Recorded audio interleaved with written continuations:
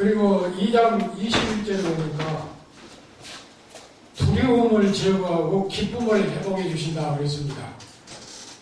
이 두려움이라고 하는 게 믿음이 떨어지면 두려워요. 네, 믿음이 떨어지면. 그런데 그 믿음이 그냥 막 폭받쳐 오르면 무서운 게 없어요. 그래서 연약한 여인들도 공동묘지에 가서 막 기도하고 한 사람들이 있잖아요. 공동묘지. 막 힘을 얻고. 그런데 이제 가서 또 그렇게 담대하게 기도하는데 조심해야 될 건 뭐냐면 도고 일척이면 마고 일척이라고 성령이 한자 역사하면 마귀도 한자 따라 역사하거든요. 그러니까 그것 조심해야 돼요. 그런데 영권이 좀 약한 사람들은 그 악령을 맞아가지고 기독교인이 이제 악령이 시킨 대로 점령이가 된 사람이 있어요. 점령이. 조심을 해야 돼요. 그래서 초보 신앙이라든지 좀 그 영권이 약한 사람들은 대동하고 혼자 그냥 그렇게 잘난 척하고 가는 게 아니라 대동하고 같이 기도를 밤에 그런 데 가서 기도하더라도 하고 그게 이제 지혜로운 것입니다. 그게 이제 두려움을 제거를 해주죠. 무서움을 많이 타는 사람들도 담대함이 생기죠. 그런데 오늘 그 담대함이 조금 약한 사람들은 그 뭐가 막 섬섬섬 오는 것 같고 바위 밑에서 기도하면 뭐가 그냥 뒤에서 이렇게 해서 으슬 와서 그냥 짚은 것 같고 그래요. 화장실을 가도 그냥 뭐가 따른 것 같고 영권이 좀 부족한 사람들 그렇습니다. 영권이 강한 사람들은 근질근질해서 그 시시해서 다른 데서 일도 못하겠고 공동묘지에 가서 해골 바가지를 뒤집어 쓰고 기도하는 사람들도 있어. 담력을 얻기 위해서. 어떻게 보면 미친 것 같고 웃기지만은 그 담력을 가진 사람들이 있어요. 그 역사가 막 일어나고 그러거든요. 2장 22절로 24절에 보니까요. 산업을 번성해 준다고 그랬어요. 현실적으로도 이제 복을 주시는 거죠. 산업을 번성해 주신다. 손으로 만진 것마다 잘 되고 생각하고 구상하는 것보다 잘 되고 그리고 2장 25절에 보니까 메뚜기가 먹었던 것을 회복해 주신다는 거예요. 메뚜기가 먹었던 것을 회복해 주신다. 이거 우리가 알아야 될 건 뭐냐면요. 메뚜기 재앙이 내린다 이거예요. 그러면 메뚜기 재앙이 내리는데 여기에 하나님 사랑받은 사람도 있고 하나님 사랑 못 받은 사람도 있는데 메뚜기 재앙이 이렇게 같이 내릴 때 하나님 사랑 받는 사람이나 못 받는 사람이 동시에 피해를 보는 거죠. 그러니까 하나님 사랑을 받지 못한 믿지 않는 사람은 피해를 받은 그대로지만 이 하나님의 사랑을 받는 하나님의 자녀는 이 사람 때문에 자연적인 피해를 같이 받다 하더라도 빨리 회복해 주신다 이거예요. 이게 이제 하나님의 은혜죠. 그렇잖아요. 피를 안 이 사람이 죄를 너무 많이 지으니까 이 사람 눈에 피를 안 주고 싶은데 하나님 사랑받는 자녀의 눈이 여기가 있는데 피를 안 주니까 여기도 피해를 보는 거죠. 그렇잖아요. 그럼 빨리 회복해 주신다는 게 하나님의 사랑은 그 말입니다. 이게 지금 우리가 그건 피할 수 없잖아요. 믿는 사람과 안 믿는 사람과 같이 사니까. 이 사람하고 꼭 집어서 자연적인 피해를 줄 수 없잖아요. 그러니까 이 사람 때문에 선의의 피해를 당해도 선의의 피해를 당한 하나님 사랑받는 백성은 빨리 회복해 주신다. 아멘. 이게 주님의 은혜라는 거예요. 아멘. 네, 이게 아멘. 그래서 하나님 앞에 돌아올 때 이런 은혜를 주신다. 이런 그 내용이에요. 아멘. 그리고 2장 26절에 보면 입술에 찬송을 주신다 그랬습니다. 찬송을 주신다. 네. 얼마나 멋진 축복을 허락하고 있습니까? 그 영적 축복 두 가지를 또 얘기하고 있는데요. 2장 28절로 30절까지 보면 성령을 부어주는 시대가 열린다는 거예요. 성령을 부어주는 시대. 그런데 여러분 한 가지 우리가 신학을 공부하는데 알아야 될 건 뭐냐면 우리가 기도원 같은 데서 이제 부흥에 참석할 때 성령 받아라 그러거든요. 그렇죠. 그럼 우리가 성령을 받습니까? 네? 신학적으로는 이게 안 맞는 말이에요. 그게 그냥 하는 말이에요. 성령 받으라는 거야. 우리가 예수를 믿고 구원받을 때 누구의 이끌림으로 구원받았어요? 성령이. 그래서 성령이 우리의 마음속에 계세요, 안 계세요? 그 계신 성령인데 어디서 성령을 더 받으라는 거예요? 부흥회 같은 거 하는 건 뭐냐면 마중물 채우는 거예요. 무슨 말씀인지 아시겠어요? 그러니까 원칙적으로 신학적으로 얘기하면 성령 받아라 쭈쭈쭈쭈쭈 하는 거 그건 잘못된 거예요. 내 속에 있는 성령을 일으키는 운동이에요. 그렇게 아셔야 돼요. 우리는 적어도 신학을 공부했기 때문에. 이해가 돼야 안 돼요? 네. 그 내 마음속에 잠재해 계시는 성령을 일으키는 운동이라 해요. 일으키는 운동. 그러니까 부흥회나 은사집회 같은 것은 뭐냐면 하늘에서 성령이 막 떨어지는 걸 얘기하는 거 아니고 마중물 붓는 얘기예요. 마중물 붓는 거. 그러니까 왜 성령이 들어갔다 나갔다 한 거 아니라 우리의 마음속에 계신데 우리가 가지고 있는 휴대폰, 그 휴대폰을 작동하게 만드는 힘이 어디서 나와요? 배터리에서 나오잖아요. 그 배터리를 오래 쓰고 놔두면 소모되잖아요. 소모되는 배터리지만은 그 배터리는 원료가 거기에 남아있어요? 안 남아있어요?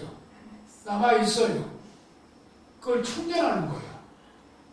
그럴 때 우리가 하루도 쓰고 이틀도 또 쓰고 그러다 또 소모되면 또 충전하고 성령도 그래요. 성령도. 그렇게 인식하셔야 돼요. 성령 받아라 하는 거 이단은 아니지만은 신학적으로 따지면은 그게 이제 잘못된 표현이다. 그런 얘기를 말씀드리고 싶어요. 그래서 성령을 부어주는 시대는 열린다. 그게 언제 이루어졌어요? 2000년 전에 어디서? 사도행전 2장에서 일어난 거 아니에요? 그래서 사도행전 2장에서 일어나는 이 성령운동은 지금은 안 일어난다고 얘기하는 사람이 있거든요. 그러나 일어나요. 그 일어나는 운동이 뭐냐? 우리의 마음속에 있는 계신 성령을 마중물을 부을 때 일어나는 걸 이게 이제 성령 역사라고 하는 거예요. 성령 역사. 항상 성령 충만한 생활을 해야죠. 이게 배터리가 다 돼버리면 통화를 할 수 없잖아요. 그리고 이제 영적 축복 두 번째로는 모든 택한 백성에게 구원이 열리는 거죠. 모든 택한 백성에게. 2장 32절에 보니까. 2장 32절에 뭐라고 그랬어요?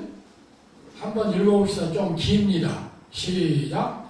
누구든지 여호와의 이름을 부르는 자는 구원을 얻으리니 이는 나 여호와의 말대로 시온산과 예루살렘에서 피할 자가 있을 것이며 남은 자 중에 나 여호와의 부름을 받은 구원받은 자가 있을 것임이니라 그랬어요. 그런데 여기에 보면 뭐래요? 좀 어디서 많이 번듯한 구절이 나오죠? 여호와의 이름을 어떻게 하는 자? 부르는 자. 그러니까 알미니아에서는 이걸 가지고 이제 넘어져요. 사도행전에 나오잖아요. 여호와의 이름을 부르는 자, 누구든지 여호와의 이름을 부르는 자는 구원을 얻는다. 또 요한복음 3장 16절에도 누구든지 믿는 자는.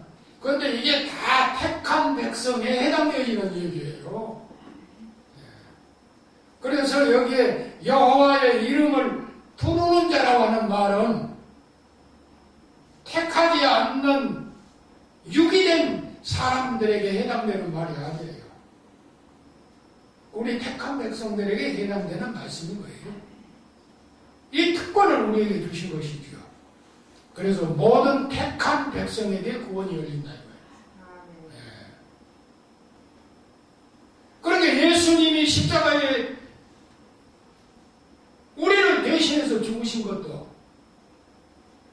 모든 그 목사님들이나 얼마나 모든 사람들이 이해를 할 때 인류를 위한 죽음이라고 그러거든요. 그게 옳은 말이라고 할 수 있어요. 그러나 신학적으로 궁극적으로 우리가 딱 조인을 할 때 우리 예수님이 우리를 대신해서 십자가에 못 박혀 죽으신 것은 인류를 위한 죽으심이 아니고 택한 백성을 위한. 그 택한 백성을 위하지 않고 인류를 위해서 십자가에 피를 흘리셨다. 그러면 십자가에 피 흘림은 왜 흘렸어요? 우리의 죄를 구속하시기 위해서 흘린 거예요. 그러면은 택하지 않는 백성들을 위해서 피 흘리셨다. 그럼 그 피 흘림이 헛된 거예요. 우리 예수님이 십자가에 피 흘림이 헛돼야 되겠어요? 안 되는 거예요. 그래서 예수님께서 십자가에 못 박혀 피 흘려 죽으시는 것은 곧 인류를 넘어서 택한 백성들을 위해서 피 흘려 죽으신 것이에요. 그러니까 그게 헛되지 않는 거예요. 이 은혜가 우리에게 쫄린 겁니다. 고맙고 감사한 일이죠. 얼마나 감사합니까? 그래서 회개할 때, 주님을 영접할 때, 죽게 돌아올 때, 마음을 찢을 때, 마중물이 되어서 우리의 마음속에 있는 성령이 불길듯 일어나게 되는 것이 이게 성령 충만이라는 거죠. 성령 충만. 그래서 성령 세례와 성령 내주와 성령 충만 이렇게 세 가지로 얘기를 하죠. 신학적으로. 그럼 성령 내주는 뭐냐? 내가 예수님 영접할 때요. 성령 세례는 내가 예수님 영접할 때예요.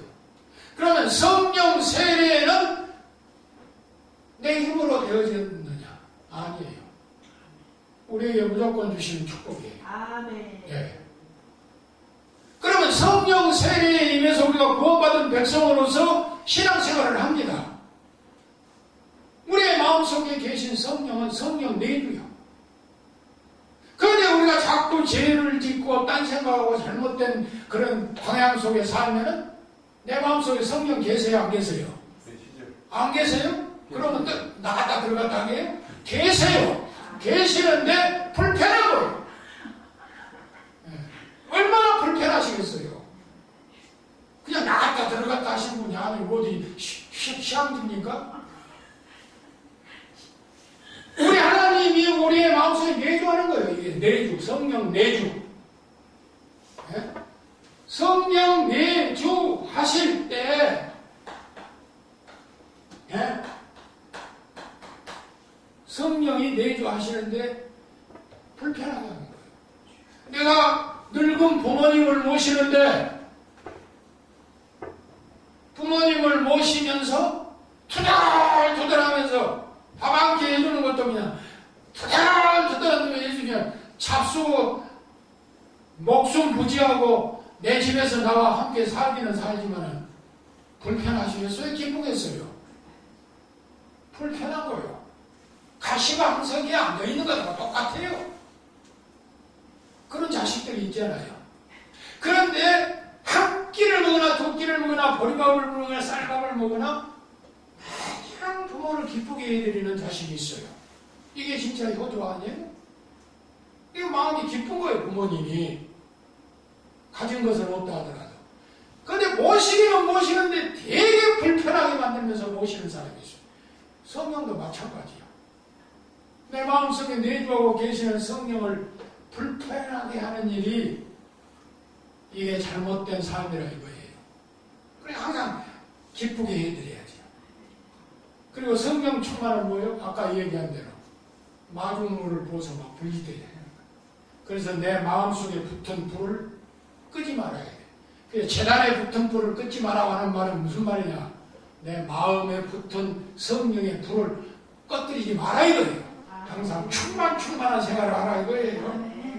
그래서 성령 세례를 받아서 우리가 구원받은 백성이 되었고 그 성령 세례가 내 마음에 임함으로 내주하고 계시고 내주하는 성령을 항상 충만하도록 해라. 그러니까 성령이 너에게 임함으로 이게 세례입니다. 권능을 받고 충만입니다. 역사가 일어나는 거죠. 역사가 일어나는 거예요.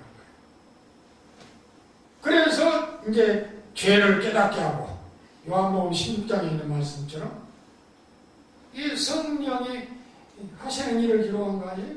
그리고 도우시고 보호하시고 도우시고 보호하시는 것은 가르치시고 평안을 주시고 가르치신다고 하는 건 요한복음 14장 26절이죠. 생각나게 한다. 생각나게. 그리고 평안을 주신다 이 말이에요. 요한복음 14장 27절에 보면 평안을 주신다. 내가 너희에게 주는 평안은 그 누구도 빼앗을 수가 없다. 빼앗을 수가 없다. 그러니까 충성 다하는 강아지가 죽으면서도 주인 앞에서 꼬리치고 죽다. 바로 오늘 우리가 성령 충만하고 은혜로 사는 사람은 어떻게 됩니까? 항상 기쁨으로 살게 돼요. 평안을 갖게 돼요. 그래서 이 평안을 누가 못 가서 이 평안은 세상이 감당할 수 없는 거예요. 그러니까 보리밥에다가 김치 하나 걸쳐서 먹어도 그게 천국이야. 그게 천국이에요. 그런데 쌀밥에 만반진수 먹고 배를 긁으면서 살아도 지옥으로 사는 사람이 있거든요. 그 인간 타락이 배고프고 보리밥 엉성한 것 한 숟갈 먹으면서 사는 데서 오는 것이 아니고 에덴 동산 같은 먹고 싶으면 먹고 안 먹고 싶으면 안 먹는 그런 에덴 동산에서 시험이 들어왔어요. 잘 살고 못 사는 거가 문제 아니에요. 우리의 마음속에 성령이 충만하냐 안 하냐가 문제거든요. 그래서 항상 성령 충만한 생활을 할 때 우리에게 평안이 깃들게 된다. 아이레네라고 합니다. 아이레네. 이 같은 성령을 우리는 또 사모해야 되겠죠. 시편 107편 9절에 그랬죠. 사모하는 영혼에게 만족을 주신다고. 그리고 주님 영혼에게 좋은 곳으로 채워주신다고 그랬죠. 그래서 우리 주님이 딱 오셔가지고 이제 하시는 말씀이 뭡니까? 이제 성령 시대가 이제 도래되어 가는 거죠. 예수님 때까지도 아직 성령 시대가 아니에요. 예수님이 십자가에 죽으신 이후로 요한복음 14장에 보면 올라가시면서 뭐라고 그랬어요? 보혜사를 주신 거예요. 보혜사. 보혜사. 보혜사 한자로 재미있게 번역을 했는데 보혜사라고 하는 말이 원문에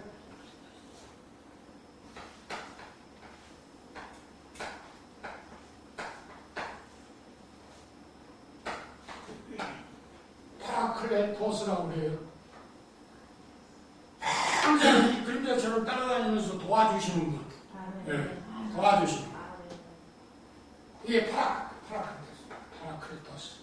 그래서 보혜사를 이 보호할 보자, 은혜의 자, 스승사자 항상 이렇게 따라다니고 있어요. 보혜사로 번역이 파클레토스. 우리가 대통령이 아니고 높은 사람이 아니어도 성령과 천군천사가 파송되어가지고 나도 그렇고 여러분들도 그렇고 여러분들 가정도 그렇고 지켜주시는 거예요. 아멘. 아멘. 그러면 믿음의 눈을 열어야 해요. 아멘. 엘리사의 제자처럼. 아멘. 아이고 우리 죽었습니다. 이거 아랍 군대가 이거 포위해가지고 죽었습니다. 오늘은 내기 잡아먹고 내일은 내기 잡아먹고. 내기를 잡아먹는 것이 하나님 저 어두운 놈 눈 좀 열어주십시오. 하나님 눈을 딱 띄워줬어요. 아랍 군대보다도 더 강한 군대가 진을 치고 있는 거예요. 눈을 뜨고 보면은 달라집니다, 세상이. 그래서 우리 주님이 하시는 말씀이 사도행전 19장 2절에 보면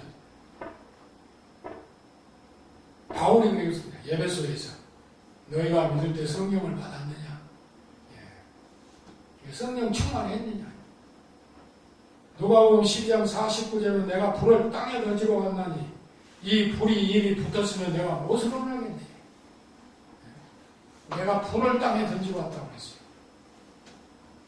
이 말이 참 좋은 말씀이 뭐냐면은 불은 불로 끄는 거예요. 하나님은 소멸의 불이라고 그랬거든요. 히브리서에. 이런 잔디밭이 있습니다. 잔디밭이 얼마나 불을 잘 타요. 미리 그냥 싹 태워버리면 불 지를 수 있어요? 없어요? 없어. 이 비결이에요. 그 말이. 우리의 마음속에 잠재어 있는 적은적으로 나쁜 생각이 모든 걸 다 성령의 불로 미리 다 태워버릴 때 심판의 불이 범접을 못해. 왜? 타질 건덕지가 미리 타져버렸으니까. 근데 이런 소세지를 많이 그대로 놔두니까 한란의 물, 핏방의 물 얼마나 잘 붙어요.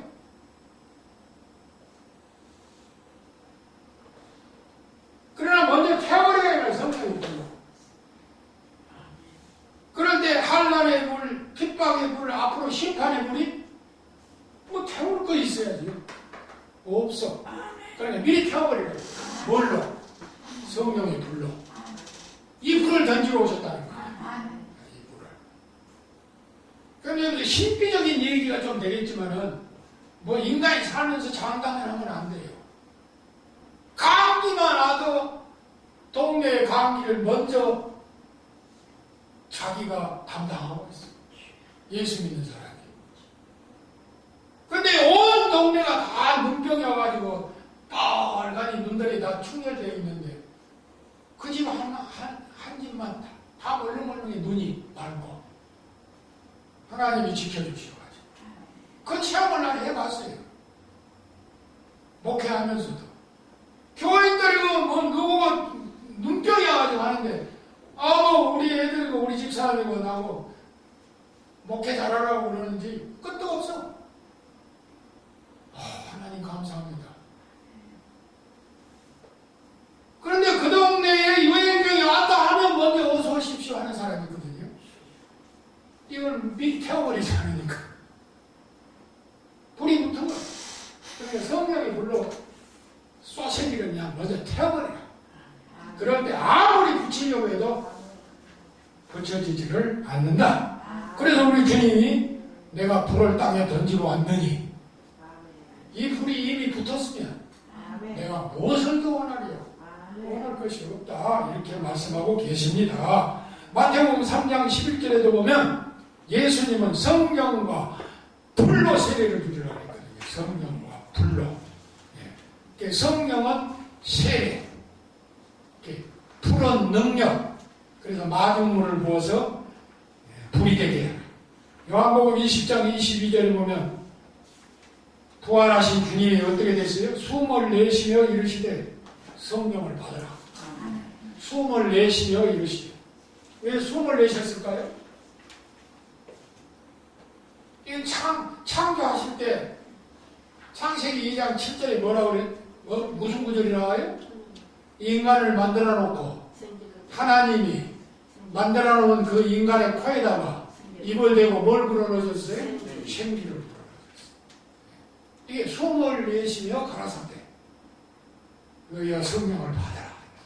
그러니까 연관이 되는 거예요. 하나님이 코에다가 생기를 부어 넣어줌으로 뭐가 됐어요? 그래요. 그 이전에는 아니었다는 거예요. 그러니까 사람은 사람인데 예수 믿는 사람은 믿는 사람인데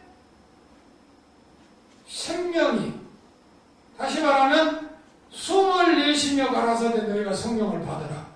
연관이 될 때 성령의 사람이 아닌 사람도 있다는 거예요. 성령의 사람이 아닌 사람은 은사를 체험한 것 같고 편집 다 해도 이분이 사장에 있는 말씀처럼 어떻게 되느냐 입술 신자에 불과한 거예요. 그러니까 은사의 체험을 맛보고도 그 사람들은 죄된 거예요. 유기된 거예요. 그래서 이분이 사장에 나온 말씀을 우리 의심할 필요가 없어요. 아, 이거는 입술 신자구나. 그래서 이 기독교인들 가운데서 입술 신자가 얼마나 많은지 몰라요. 다행히도 나와 여러분들은 그 반열에 끼지 않은 것에 대해서 감사하십시다. 아멘. 입술 신자가 많아요. 이런 입술 신자는 천국 가는 신자 성도들을 비교하자면 나무에 올라가는데 나무에 올라가기가 버겨우니까 밑에서 그 발을 붙여준 사람하고 똑같다. 그러나 그 사람은 올라가지 못한 거예요. 그것도 중에 알곡과 죽정이죠. 확실하게 다루고 있습니다. 최종도 심지어 알곡종이 있고 쭉정종이 있겠죠. 기도 많이 하고 항상 성령 충만한 생활을 영위해야 되리라고 믿습니다. 이 같은 성령을 소멸하지 말라고 그러니까 신신당부하고 있어요. 데살로니가전서 5장 9절에 보면 소멸, 습해, 밀퇴 억제하지 말라는 거예요. 원문에 억제하지 말라고 하는 말은 무슨 말이에요, 우리 전도사님? 이 마음속에 성령이 계신다는 거예요, 안 계신다는 거예요? 계신다는 의미를 포함하고 있어요. 억제하지 말라고 하는 것은. 들어오지 말라고 하는 것과 억제하지 말라고 하는 것이 달라요. 그렇지 않아요? 마음속에 성령이 잠재적으로 계신다는 걸 전제하는 표현이야, 데살로니가서. 너희 속에 있는 성령을 억제하지 말아라. 그러니까 호세아도 그랬잖아요. 녹은 땅을 기경하라고, 쟁기제라고. 이 쟁기제라고 기경하는 이게 뭐냐? 마중물을 붓는 거예요. 그러니까 우리가 부흥회도 부지런히 참석할 때는 하고, 은사집회 참석할 때 하고, 기도 부지런히 하고, 성경 보고, 그저 주님 뜻 안에서 살아야 되는데, 소멸하지 말아라. 어머니 습행 위태, 습행 위태. 공문으로 써드릴게요.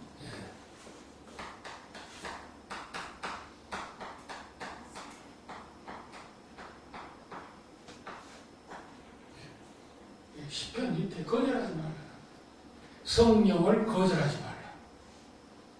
억제하지 말라. 억제하지 말라. 그래, 억제하지 말라고 하는 말을 더 이제 신학적으로 연결할 때 해방하지 말라고 또 그랬어요. 해방하지 말라고. 마태복음 12장 30절로 31절에 보면. 해방하지 말라고 하는 말을 원문을 보니까 블라스페미아라고 그랬어요. 블라스페미아.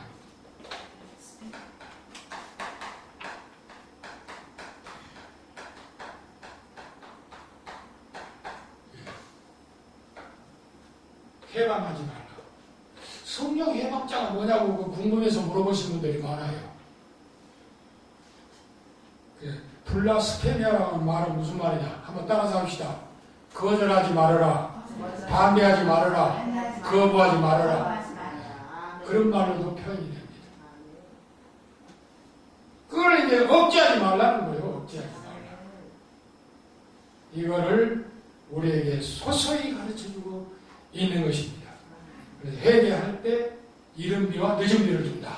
그래서 이른비와 늦은비는 현실적으로는 삶의 과정 속에 물질적인 혜택도 얘기하지만 이른비와 늦은비는 곧 영적으로 우리에게 가르쳐주신 위대하신 말씀이라고 우리가 생각하지 않을 수 없습니다.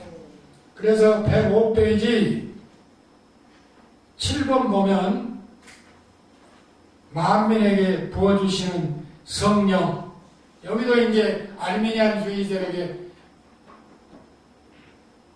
빌미를 주는 말씀이에요. 만민. 그런데 이 만민이 온 인류에 대한 만민을 얘기한 거 아니에요. 택한 백성이에요. 어디까지나 우리 개혁주의 신학에는 이 택한 백성 중심입니다. 택한 백성 중심이에요. 그래서 만민에게 부어주신다. 그 영적 축복인데 이제 여기에서 예언한 대로 오순절 그 마가다락방에 내린 사도행전 2장의 성령 강림을 말씀하고 있는 거죠. 그래서 줄바꿔서 하나님께서 이스라엘을 용서하시고 물질적인 축복과 함께 영적인 축복으로 성령을 부어주신다고 하셨다. 예. 그 다음에 이제 8번에 보면 여호와의 날을 예비하라 그랬거든요. 여호와의 날을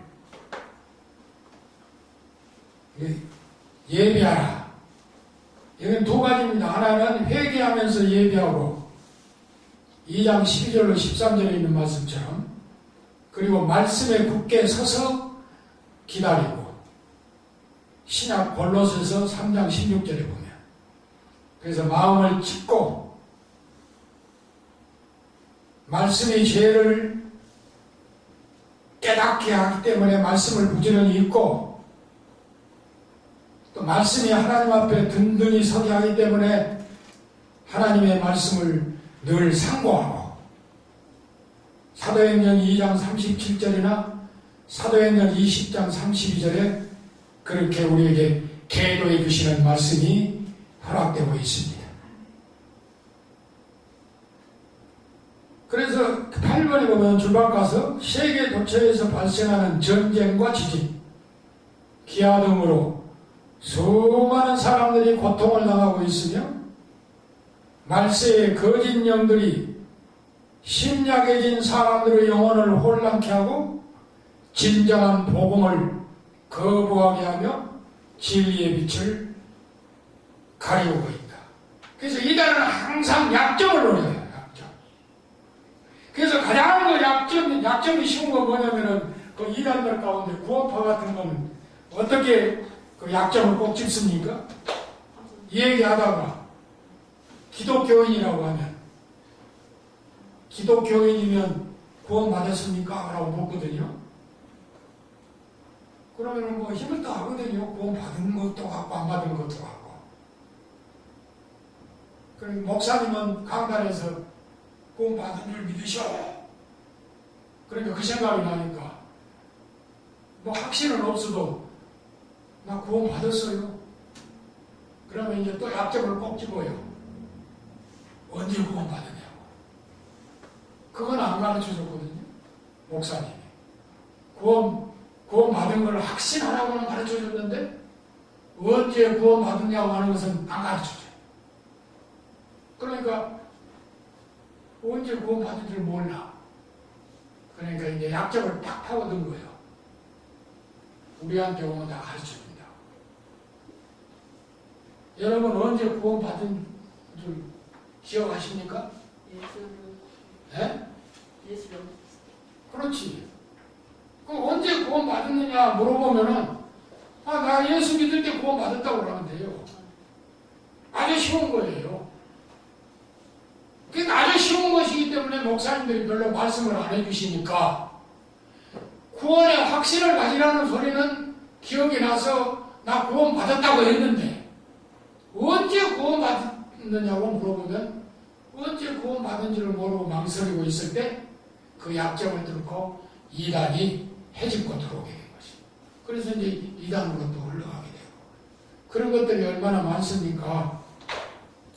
그래서 이단이 해집고 들어오지 못하게 하는 것은 누가 뭐라 그래도 나는 구원받은 하나님의 아들, 딸이다. 그리고 다시 선택받아 신학을 하고 있는 주의 종이다. 이게 우리가 안이 서야 돼요. 그래야 성도들이 설교를 해도 확신이 생기고 목회를 해도 여기에 기준을 두고 목회를 하는 거예요. 그렇지 않으면 왔다 갔다 한다니까요. 왔다 갔다 하니까 내가 악을 써서 막 하나님 앞에 부르짖어 기도하니까 구원받은 걸로 생각하거든요. 그러나 적어도 구원만은 악을 써서 되는 것이 아니고 이 세상의 문제 해결은 악을 써야 돼. 좀 과격한 말로 하면 하나님 앞에 땡깡을 놔야 돼. 그러면 아이고 내 새끼 죽겠네 하고 해줘.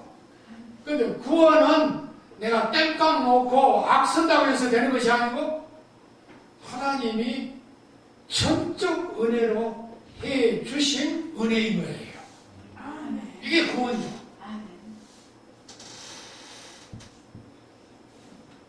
빌미를 주면 안 돼요. 이단들에게.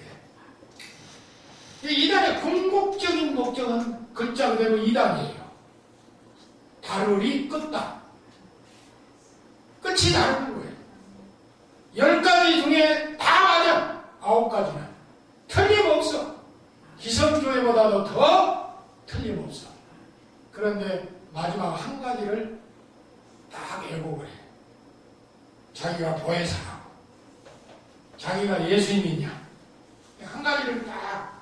그래서 이단이라고 하는 거 한자로 번역 잘 했어요. 다루리. 끝단. 끝털머리가 다른 거예요. 끝털머리가.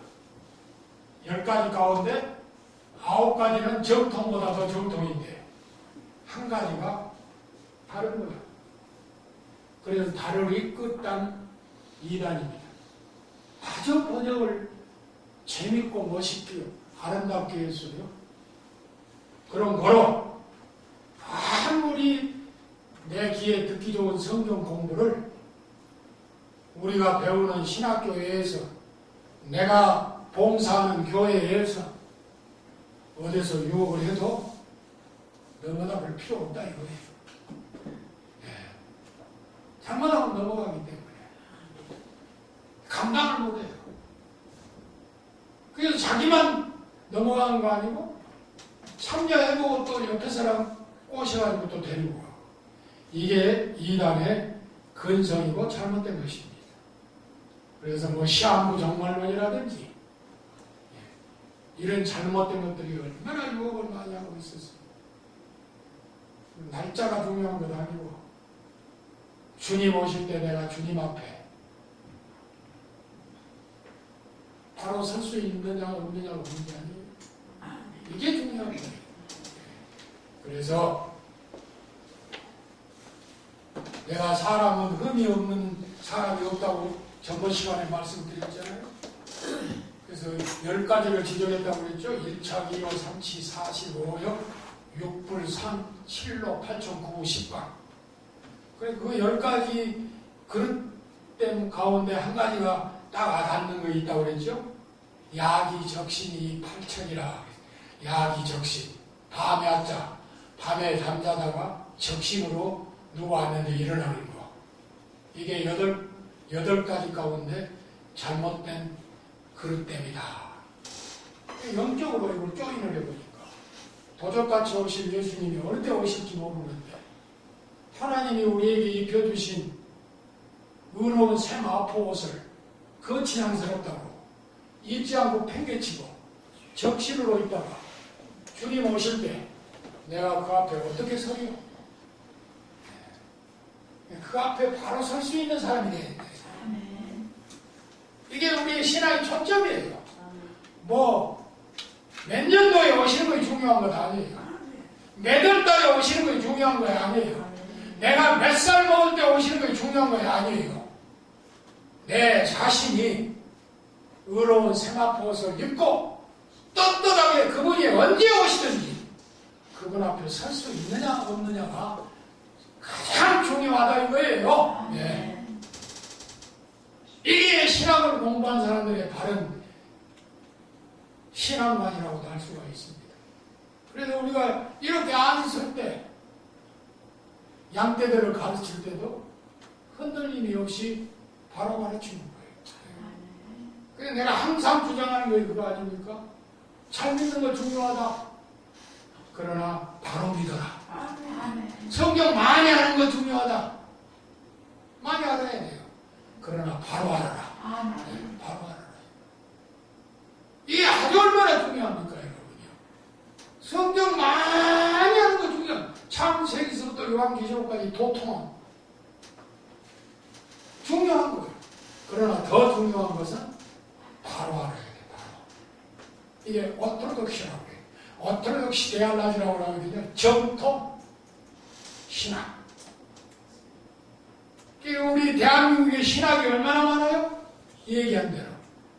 그러나 오토록시 데알라지 정통 신학, 다시 말하면 바른 신학을 가르치는 학교가 드물다는 데 문제가 있는 거예요.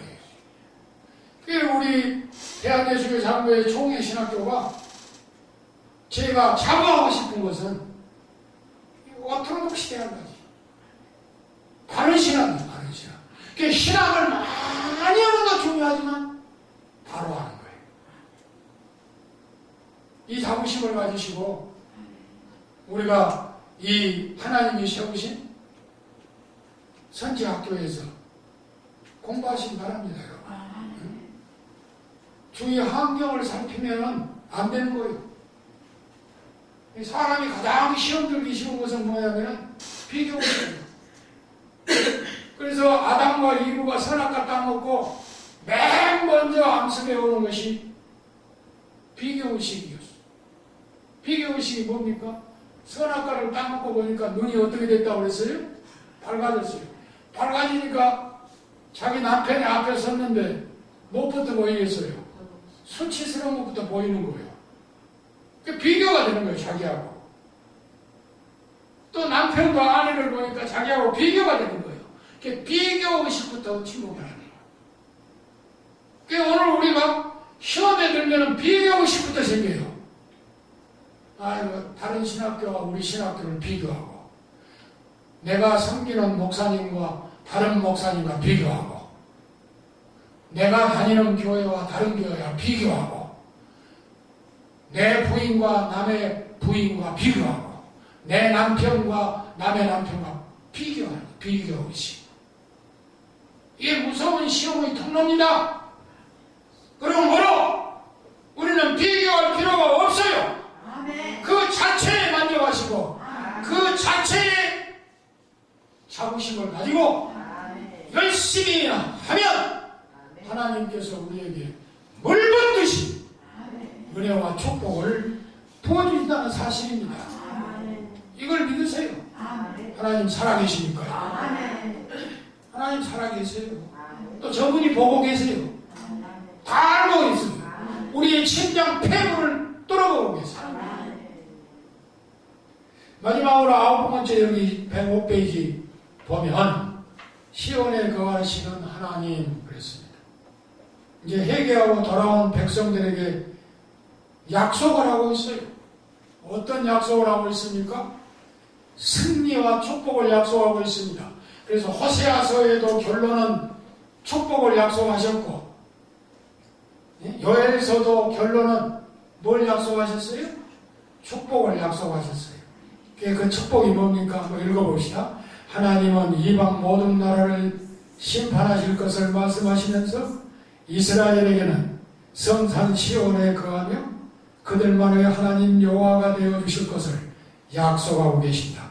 그러므로 시온에 거하시는 하나님이란 예나 지금이나 주의 백성과 함께 하시며 자기 백성들의 피난처가 되시는 분입니다. 여러분, 여기에 보면 뭐가 있어요?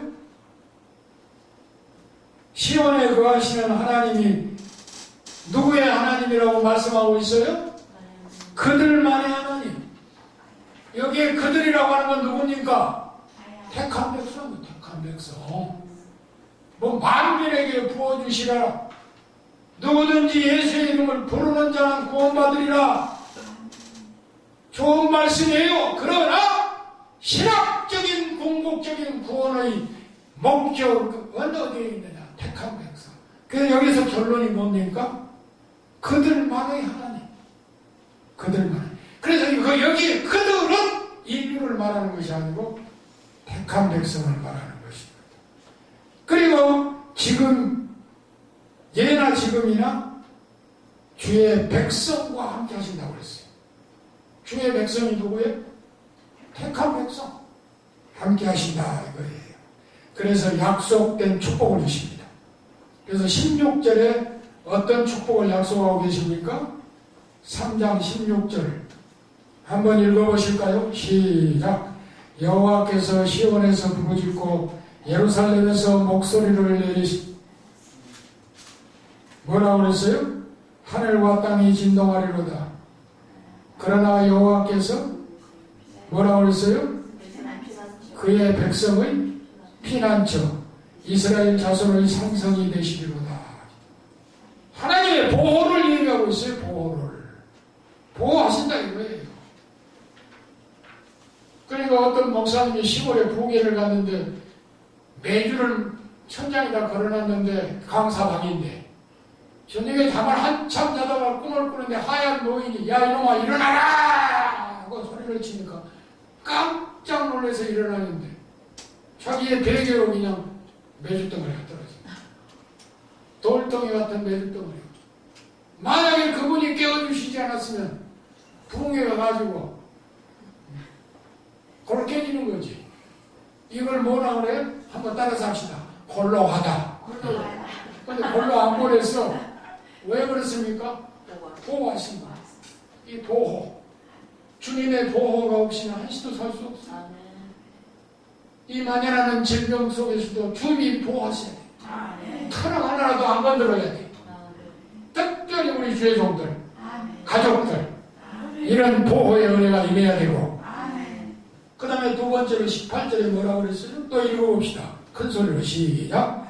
그날의 산들이 강포도를 떨어뜨릴 것이며 작은 산들이 저절을 흘릴 것이며 유다 모든 시내가 물을 흘릴 것이며 여호와의 성전에서 샘이 흘러나와서 신림 골짜기에 되리라. 영적 육적 축복을 얘기하는 축복. 이 땅에 살면서 좀 싹싹 비비고 살지 않게 해주시겠다 이거예요. 넉넉한 복. 그죠? 가지가 오를 넘는 복. 이런 복이 임하기를 바라고요. 마지막으로 이제 21절에 또 약속을 하셨어요. 크게 읽읍시다. 시작. 내가 전에는 그들의 피 흘림 당한 것을 갚아주지 아니하였거니와 이제는 갚아주리니 이는 여호와께서 계시니라. 신원을 갚아주신다. 내가 그냥 미워하고 죽일 놈 살릴 놈 하지 않아도 하나님이 다 알아서 처리해 주시는 복을 주시겠다. 이런 약속을 하고 계십니다. 이게 요엘서의 결론입니다. 이 결론의 축복이 여러분과 여러분 가정에 임하시기를 주님의 이름으로 축원하며 오늘 여기까지 하겠습니다. 주기도문 합시다. 하늘에 계신 우리 아버지여, 이름이 거룩히 여김을 받으시오며 나라의 임하옵시고 뜻이 하늘에서 이룬 것 같이 땅에서도 이루어지이다. 오늘날 우리에게 일용할 양식을 주옵시고 우리가 우리에게 죄 지은 자를 사하여 준 것 같이 우리의 죄를 사하여 주옵시고 우리를 시험에 들게 하지 마옵시고 다만 악에서 구하옵소서. 대개 나라와 권세와 영광이 아버지께 영원히 있사옵나이다. 아멘. 수고들 많이 하셨습니다. 할렐루야.